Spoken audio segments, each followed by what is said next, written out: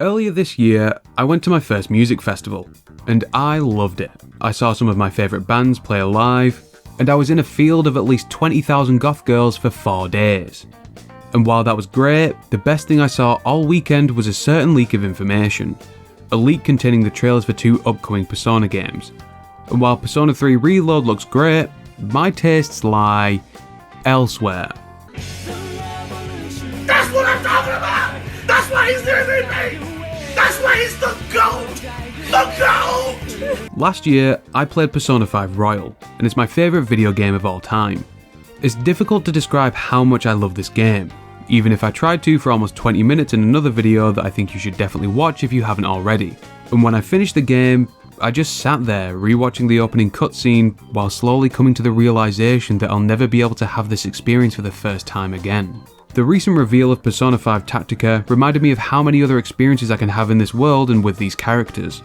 It doesn't matter whether it's a spin-off dancing game, manga, a live-action stage show, or a gacha game on mobile that was only beta tested in China. Jesus Christ, Atlas, please bring this to the West.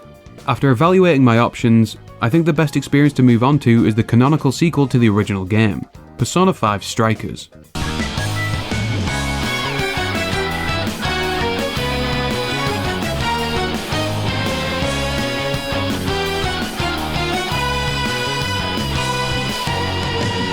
Also known as Persona 5 Scramble, the Phantom Strikers in Japan. Really simple. Cook the man some fucking eggs, bitch! This game is the sequel to the original Persona 5, not Royal. And this is because Strikers began development in 2016, after the release of the original game, and as a result, the development of Strikers and Royal ran parallel to each other, which made it difficult for Strikers to incorporate elements of the updated version of Persona 5.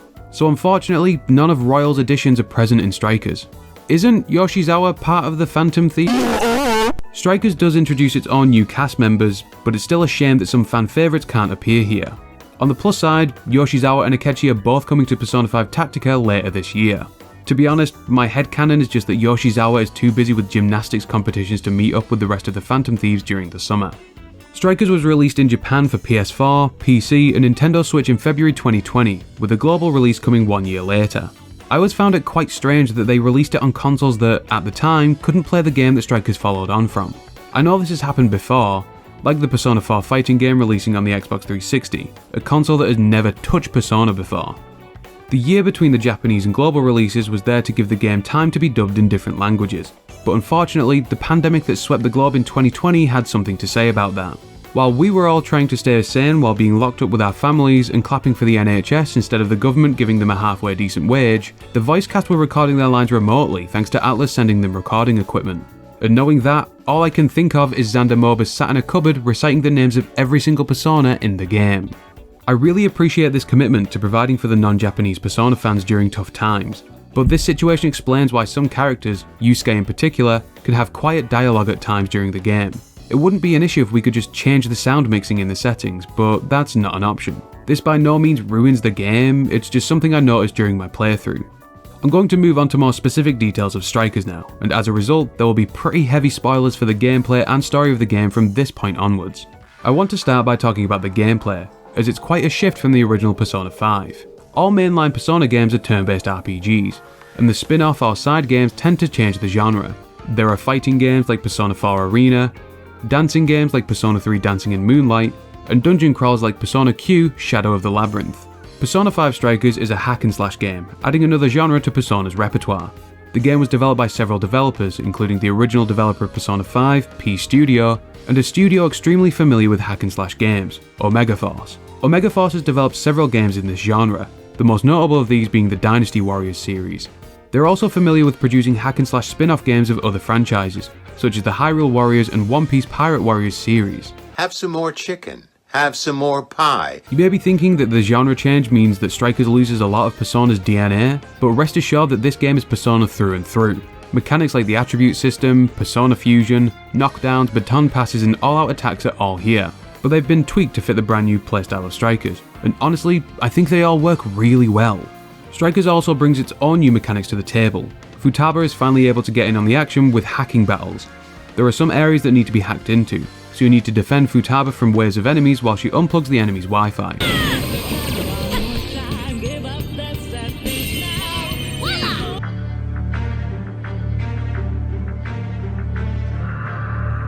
I think this mechanic, while basic, goes a long way to making Futaba feel like a part of the team. In the last game, she was mainly just a disembodied voice giving directions and pointing out weaknesses. In battle, you're able to play as all of the Phantom Thieves except Futaba. Each member of the team have their own unique combos and special abilities. For example, Yusuke has an anime counter move, Ann and Makoto can apply their elements to their combo attacks, and Haru can call in some major artillery. Did somebody say boom? In addition to every character having their own mechanics, they all have access to a super move, the Showtime attack. The Showtime meter builds over time in battle, and once it's full, you can unload all the teenage angst that these thieves have built up.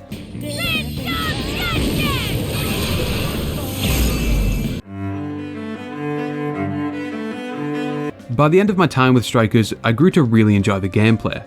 However, in the beginning, I did find it to be a jarring change from the turn-based shenanigans of the last game. During most encounters that aren't boss battles, your screen is swarmed with enemies. At the start of the game, it was pretty easy to become overwhelmed and get juggled between attacks. And my god, sometimes the rest of your team just isn't pulling their weight. They'll get one bombed by an enemy attack and you're immediately at a disadvantage. But the combat of the game gets more satisfying the more you get used to it. There's no better feeling than turning a swarm of enemies to ash with a Showtime attack. Something I do wish Strikers had incorporated from the original game is the need to manage your time between your phantom thievery and student shenanigans. Inside you, there are two wolves.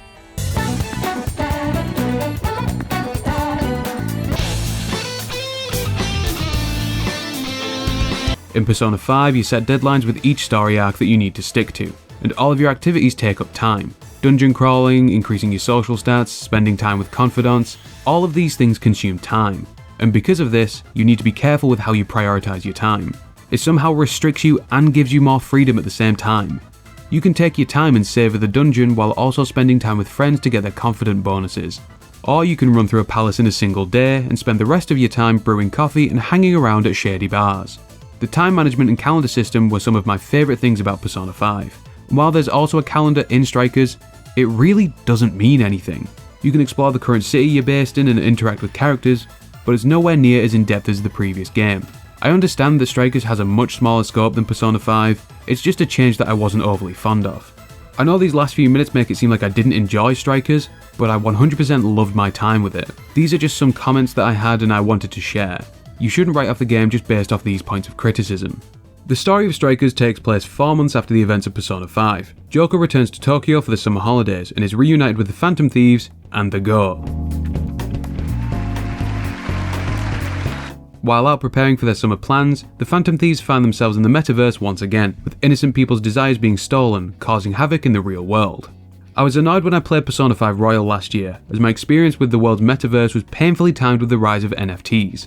And this time, AI is a pretty big story element, with an AI called Emma being used to manipulate the metaverse. At least we're just using AI to generate song covers for now.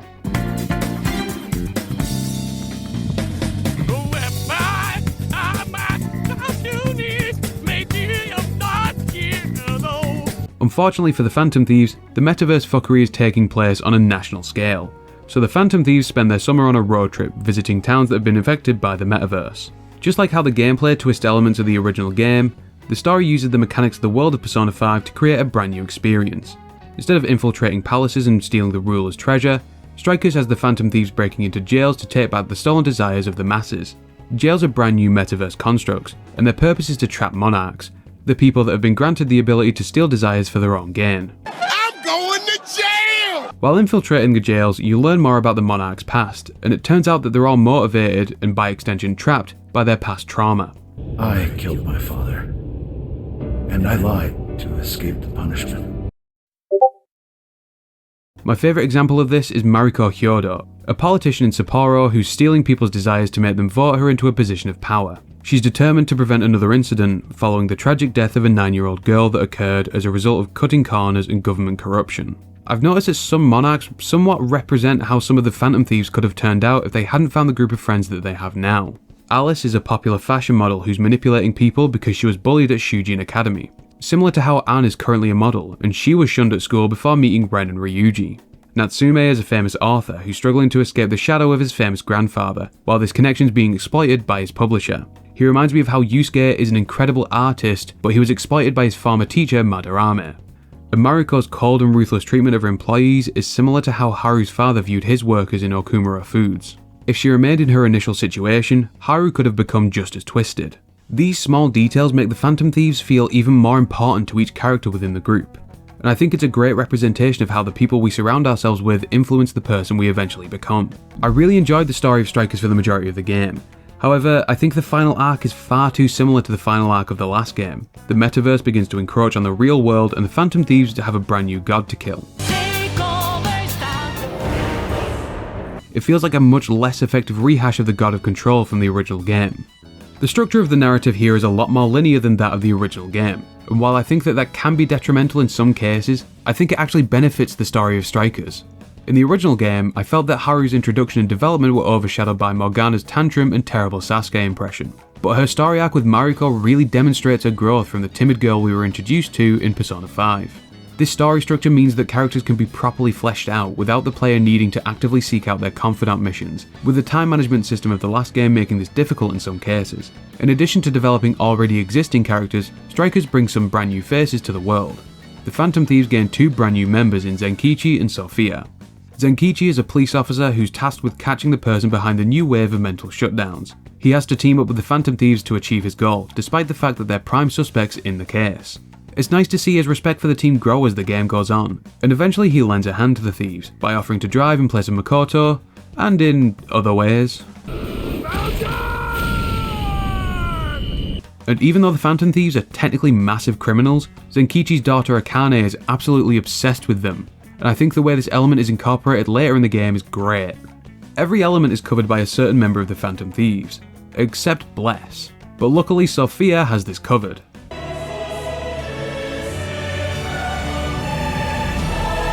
Sophia is an AI designed to be humanity's companion. She joins the Phantom Thieves so that she can learn about the human heart, and she can't physically leave the metaverse, so she lives in Joker's phone while they're not thieving. I didn't think that an AI could have a character arc, but somehow Strikers pulls it off. Sophia and Zenkichi are fantastic additions to the Phantom Thieves. I hope they aren't forgotten about if more stories in this world are told. And while Strikers introduces some great characters, it also neglects the vast majority of characters introduced in the last game. You get some inclusions like Sai and Sojiro, but their inclusion lasts maybe 20 minutes collectively. Other characters like Takemi and Iwai are mentioned, but nobody actually makes an appearance.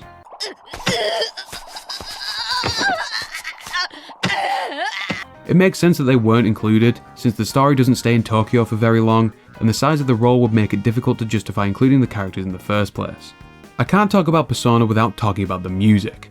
A lot of music is reused from Persona 5, but Strikers comes with a lot of original music which is used where it counts the most.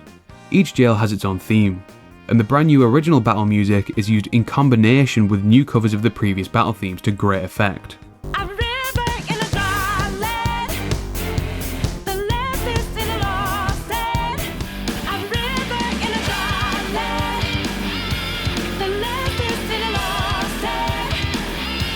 And of course, Lyn is back once again to raise the standard of video game music to new heights.